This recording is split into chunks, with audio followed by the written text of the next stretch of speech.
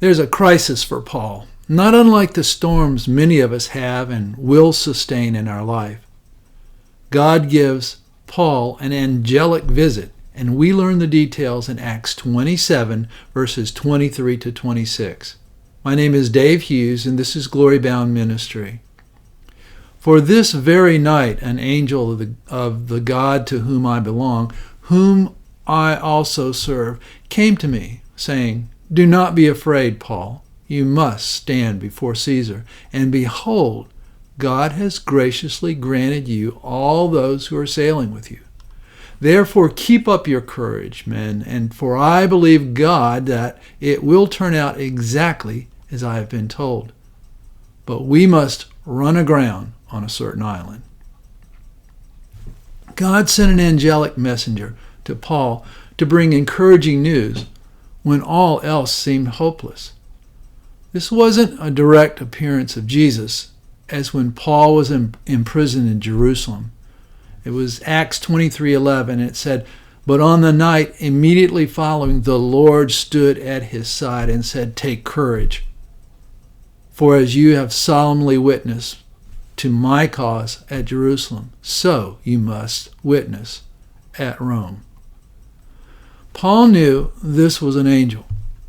I know you heard Paul's confident words when he described his visitor as an angel of God, of the God to whom I belong and whom I serve. Yes, we believers have angels watching over us, but that doesn't mean everything goes easy for those who belong to God and serve Him. Paul's present calamity proved that. It does mean that God's watchful eye and active care is present even in our times of trouble. The angelic message? Do not be afraid. Well, there was a reason Paul needed to hear this. He was afraid in the storm, or at least for some period of time. In his strong moments, Paul knew he would make it to Rome because God promised him. Jesus said, you will go to Rome. Yet in the thick of a literal storm, it was easy to doubt, and Paul needed the assurance. Does this sound familiar in your life? It does in mine. Take note of what Paul said. I believe God. He didn't say I believe in God. I believe God. Paul believed God when there was nothing else to believe.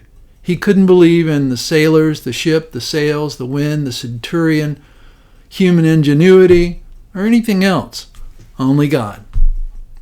This was not a fair weather faith.